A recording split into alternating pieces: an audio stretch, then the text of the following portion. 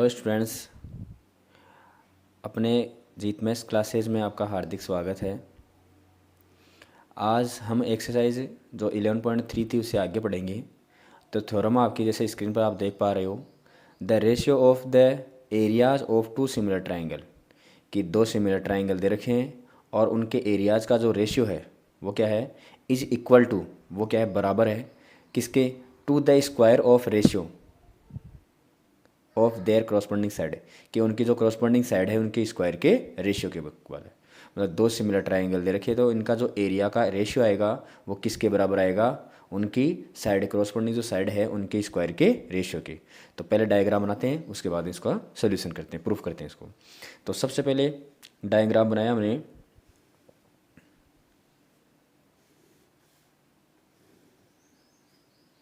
जैसे हमने ये इसको रख लिया, कोई ट्राइंगल ए बी सी है, ये ट्राइंगल कोई ए बी सी है, और एक और दूसरा ट्राइंगल देखते हैं। वो इससे बड़ा या छोटा कैसे हो सकता है, बस सिमिलर है आपके। तो इसका कोई अलग नाम रख लिया, जैसे डी ई एफ रख लिया या पी क्यू एम रख लिया या कुछ भी रख सकते हो आप, डी ई एफ रख लिया। अब इसने क्या बोला है कि ये दोनों ट्राइंगल आपस में क्या दे रखे हैं, सिमिलर दे रखे हैं। तो इसका मतलब गिवन जो डाटा है वो क्या है आपका, गिवन ये है कि ट्राइंगल ए बी सी है वो सिमिलर है ट्राइंगल डी ई एफ के, ये आपको गिवन है। और प्रूव क्या करना है, टू प्रूव कि इनका जो एरिया है, तो area of A B C और area of D E F, इनकी क्रॉसपोंडिंग साइड के स्क्वायर के रेशियो के है। तो क्रॉसपोंडिंग साइड कौन सी हो गई, ए बी। तो जैसे आपने ए बी लिया है तो इसकी क्रॉसपोंडिंग साइड कौन सी आएगी, डी ई, और इनका स्क्वायर। तो दोनों का अलग अलग कर सकते हो या दोनों का एक साथ भी कर सकते हो, ये भी हो सकता है। या हो सकता है कि इसकी दूसरी साइड आपने बी सी ले ली तो बी सी आ गया, और इस साइड में कितना आ गया आपका, ई एफ आ जाएगा, इसका स्क्वायर। या हो सकता है कि आपका इसकी, यदि आपने ए सी साइड ली है तो इसकी कौन क्रॉसपोंडिंग साइड कौन सी हो गई, डी एफ, और इसका स्क्वायर। ये आपको क्या करना है, प्रूफ करना है। दोनों ट्राइंगल आपस में क्या दे रखे हैं, सिमिलर दे रखे हैं, और दोनों का एरियाज का जो रेशियो आएगा वो किसका आएगा, उनकी क्रॉसपोंडिंग साइड के स्क्वायर के। तो ये हमें क्या करना है, प्रूफ करना है। तो हमें पता है कि जो किसी भी ट्राइंगल का जो एरिया होता है नॉर्मली, तो वो क्या होता है, 1/2 बेस इंटू हाइट। तो इसका मतलब इसमें क्या नहीं दिया है, हाइट नहीं है, तो हम क्या करेंगे, इसमें हाइट ड्रॉ करेंगे। तो ये हमने कंस्ट्रक्शन की।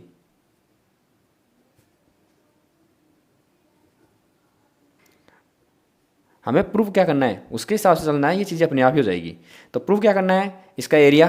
तो एरिया हमें बताएगा, ट्राइंगल का एरिया क्या होता है, 1/2 बेस इंटू हाइट। तो बेस का मतलब तो ट्राइंगल की कोई भी साइड हो सकती है, और हाइट का मतलब उस पर परपेंडिकुलर होना चाहिए। तो हम क्या करेंगे, ये कंस्ट्रक्शन में करेंगे, ये आपको परपेंडिकुलर इसमें नहीं दे रखा है। तो इसका मतलब आप इस बी से भी कर सकते हो, सी से भी कर सकते हो, और ए से भी कर सकते हो। तो ये जैसे मैं आपका यहाँ से कर रहा हूँ, इसको नाम दे दिया मैंने जी, और इसका नाम दे दिया मैंने एच, ऐसे नाम दे दिए। तो हमने क्या किया कि A G perpendicular to B C and D H perpendicular to E F. अब यहाँ ड्रॉ लिख सकते हो पहले, कि draw A D perpendicular to B C and D H perpendicular to E F. ये अब करते हैं इसको प्रूफ। अच्छा क्वेश्चन है, लाइक बनता है भाई, तो लाइक कीजिए, शेयर कीजिए दोस्तों के पास में। करते हैं स्टार्ट। तो अब देखो, इसका एरिया निकालना है। तो क्रॉसपोंडिंग साइड, अब ये हो गया आपका। अब सिंपल सा ही करें इसको, तो क्या होगा, 1/2 बेस इंटू हाइट। तो इसमें भी 1/2 आएगा और दूसरे में 1/2 आएगा, तो ये तो एक दूसरे से क्या हो गए, कैंसिल आउट हो गए। आगे क्या है, बेस इंटू हाइट। तो इसमें तो बेस क्या है आपका, बी सी, और हाइट क्या है इसकी, ए जी। इसका बेस क्या है, ई एफ, और हाइट क्या है, डी एच। इसका मतलब B C upon E F, ये तो आपके पास में है, तो ये सही है। अब दूसरा क्या आएगा आपका, A G upon D H. अब यदि ए जी अपॉन डी एच का जो रेशियो है वो भी इनकी क्रॉसपोंडिंग साइड के रेशियो में बन जाए, तो हम क्या कर सकते हैं, इसका स्क्वायर कर सकते हैं। करते हैं, देखो कैसे। सबसे पहले दोनों ट्राइंगल आपस में क्या दे रखे हैं, सिमिलर दे रखे हैं। कि ट्राइंगल जो आपका ए बी सी है वो सिमिलर है ट्राइंगल डी ई एफ के। ये क्या है, आपको गिवन है, गिवन है। तो हमें पता है कि अगर ट्राइंगल दोनों सिमिलर है तो यहाँ से क्या प्रॉपर्टी निकलती है, क्या रिजल्ट निकलता है, रिजल्ट ये निकलता है कि इनकी क्रॉसपोंडिंग साइड सेम रेशियो में होगी। तो इसका मतलब आपके पास में जो आएगा, क्या आएगा रिजल्ट निकल कर यहाँ से, कि A B upon D E B C upon E F और A C upon D F, ये रिजल्ट आएगा। एंड दूसरा रिजल्ट क्या निकल के आएगा कि एंगल ए है वो तो एंगल डी के इक्वल आएगा, एंगल बी है वो एंगल सी के इक्वल आएगा, और एंगल ई है वो एंगल एफ के इक्वल आएगा। दोनों को मिलाकर मैंने क्या दे दी, इक्वेशन नंबर फर्स्ट दे दी यहीं। अब ये हो गया। अब क्या करना है कि जैसे मैंने क्या कहा कि इसकी कॉरस्पॉन्डिंग साइड है वो क्या कर लेनी है, इनके रेशियो में लेनी है। किसमें, साइड के रेशियो में। तो आप ट्राइंगल ये ले सकते हो, आप ट्राइंगल ये भी ले सकते हो, क्योंकि इसमें भी ये साइड आ रही है और ये आ रहा है, इसमें भी ये साइड आ रही है और ये आ रहा है, या इस साइड वाला और इस साइड वाला ट्राइंगल भी आप ले सकते हो। तो मैंने क्या किया कि जैसे इस साइड वाले ट्राइंगल दोनों ले लिए, तो in triangle A B G and triangle D E H, दोनों ट्राइंगल ले लिए। तो इसमें तो देखो बी और इसमें ई, ये क्या है आपको गिवन, आप गिवन में भी लिख सकते हो, आप इक्वेशन नंबर फर्स्ट में भी लिख सकते हो। गिवन में तो क्यों है, क्योंकि दोनों ट्राइंगल आपस में क्या दे रखे हैं, सिमिलर दे रखे हैं। अब सिमिलर का मतलब इनके कॉरस्पॉन्डिंग एंगल क्या होते हैं, आपस में इक्वल। तो ये गिवन तरीके से हो गया आपका। और दूसरा हमने ये क्या डाला है, परपेंडिकुलर डाला है, इसका मतलब इसमें तो आ गया आपका ए जी बी और इसमें डी एच ई। यहाँ क्या दे दिया मैंने, 90 डिग्री का, आप परपेंडिकुलर भी दिखा सकते हो। ये हो गए दो। अब हमें पता है कि किसी ट्राइंगल में अगर दो एंगल आपस में इक्वल हो गए तो दोनों ट्राइंगल को आप क्या बोल सकते हो, सिमिलर बोल सकते हो।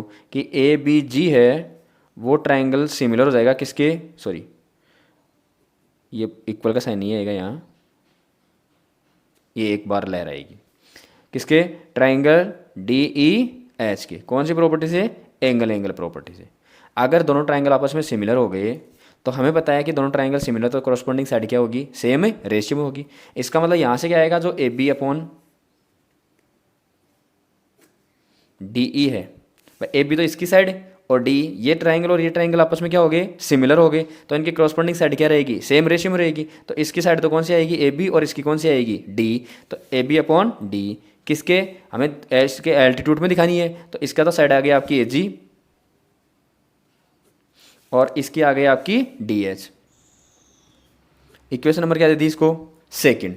अब देखो इक्वेशन नंबर फर्स्ट और सेकंड से कि A B upon D E है और ए बी अपॉन डी है वो किसके बराबर होगी, ए जी अपॉन डी एच के। इसका मतलब ये तीनों साइड क्या हो जाएगी, आपस में सेम रेशियो में हो जाएगी। मतलब इसके बराबर आप क्या लिख सकते हो, A G upon D H भी लिख सकते हो। From first and second, first and second क्या क्या लिख सकते हो कि A B upon D E है वो बराबर तो था आपका B C upon E F के और बराबर था आपका ए सी अपॉन ए एफ के। अब जो ए बी अपॉन डी है वो किसके बराबर हो गया, ए जी अपॉन डी एच के भी बराबर हो गया। इसका मतलब ये सारे क्या हो जाएंगे आपस में, ए जी अपॉन डी एच के भी क्या हो जाएंगे, बराबर हो जाएंगे। ये हो गया आपकी इक्वेशन नंबर थर्ड। अब इसके बाद में ये हो गया आपका इस तरीके से। अब निकाल दो दोनों का रेशियो, एरिया। तो एरिया ऑफ ए बी जी, अब पूरा एरिया निकालना है ए बी सी का और डी ई एफ का। तो area of A B C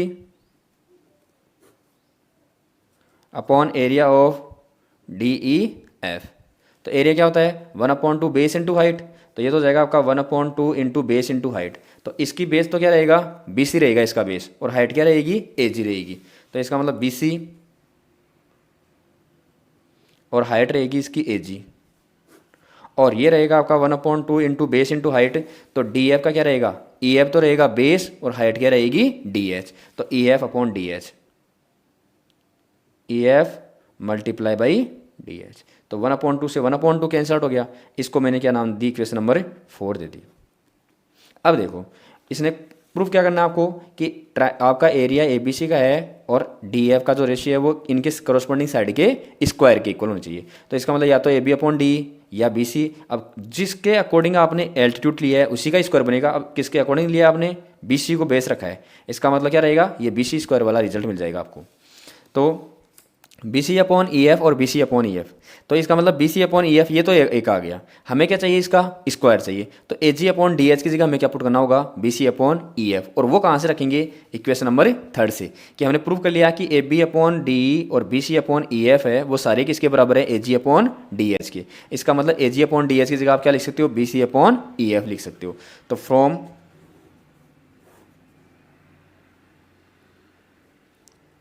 3 and 4। तो ये हो जाएगा आपका area of A B C upon area of D E F, और बराबर क्या हो जाएगा, ये तो B C upon E F, ऐसा कैसा आ गया, और आगे जो A G upon D S था, ये जो A G upon D S था, तो A G upon D S की जगह इक्वेशन नंबर 30 से हमने क्या रख दिया, B C upon E F रख दिया। तो ये भी क्या हो जाएगा आपका B C upon E F. तो यहाँ से देखो area of A B C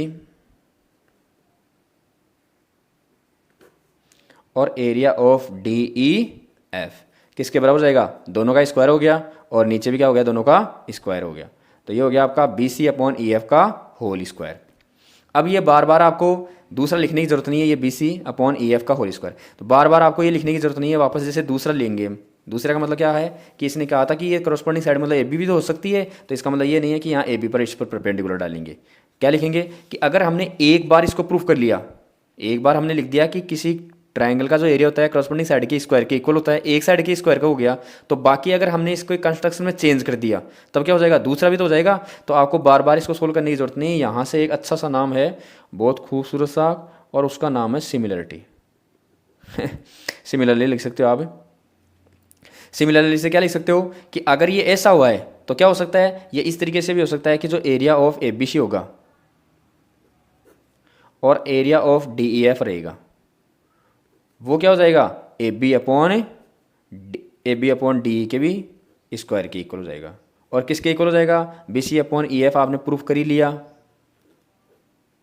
और किसके इक्वल हो जाएगा कि A C upon D F के भी क्या हो जाएगा, स्क्वायर। और ये क्या करना था, हमें प्रूफ करना था, हैंस प्रूफ। तो वीडियो पसंद आए तो लाइक कीजिए, शेयर कीजिए ज़्यादा से ज़्यादा दोस्तों के पास में। और अब आज के लिए इतना ही। नेक्स्ट क्लास में नेक्स्ट थ्योरम के साथ मिलेंगे, और वो आपकी बोधन थ्योरम, बहुत ही इंपॉर्टेंट थ्योरम है, अच्छी थ्योरम है। आई होप आपको अच्छे से समझ में आया होगा। उम्मीद करता हूँ कि आराम से कर लोगे तुम अच्छे से, ज़्यादा टफ नहीं था। अब देखो यहाँ से इसके कौन कौन सी थ्योरम बन सकती है वो भी मैं यहीं डिफाइन कर देता हूँ। कि जैसे आपके पास में क्या आया, करस्पॉन्डिंग साइड के स्क्वायर के इक्वल आया इसका एरिया, ये क्या हो सकता है, इनकी हाइट की स्क्वायर की भी हो सकता है। कैसे हो सकता है कि अगर यहाँ तो ये सेम है सिस्टम पूरा पूरा। अब B C upon E F equal to क्या हो गया आपका, A G upon D H. तो इक्वेशन नंबर 3 और 4 का यूज लेंगे, तो ए जी इसको चेंज करने की जरूरत नहीं है। क्वेश्चन ऐसे आ गया कि अगर दो ट्राइंगल आपस में सिमिलर दे रखे हैं तो उनका एरियाज का जो रेशियो आएगा वो किसके अकॉर्डिंग, किस में रेशियो में आए, उनकी करस्पॉन्डिंग हाइट के स्क्वायर के। तो अगर हाइट का आ जाए तो हमें क्या करना होगा, ए जी अपॉन डी एच को ऐसा कैसा रखना होगा। तो आप क्या करोगे, इस B C upon E F है, ये रहा B C upon E F, इसकी जगह क्या रख सकते हो, A G upon D H, और वही क्या है, इसकी हाइट है। तो इसका मतलब यहाँ क्या रख देंगे हम, ए जी अपॉन डी एच। तो ये आ जाएगा आपका A G upon D H, और इसमें भी क्या आ जाएगा, ए जी अपॉन डी एच। तो इसका क्या हो जाएगा, होल स्क्वायर। तो A G upon D H ये क्या है, ये आपका वही तो है, करस्पॉन्डिंग हाइट ही तो है, तो करस्पॉन्डिंग साइड का भी क्या हो जाएगा, स्क्वायर के इक्वल हो जाएगा। तो आज के लिए इतना ही। Thank you, have a nice day. मिलते हैं नेक्स्ट वीडियो में।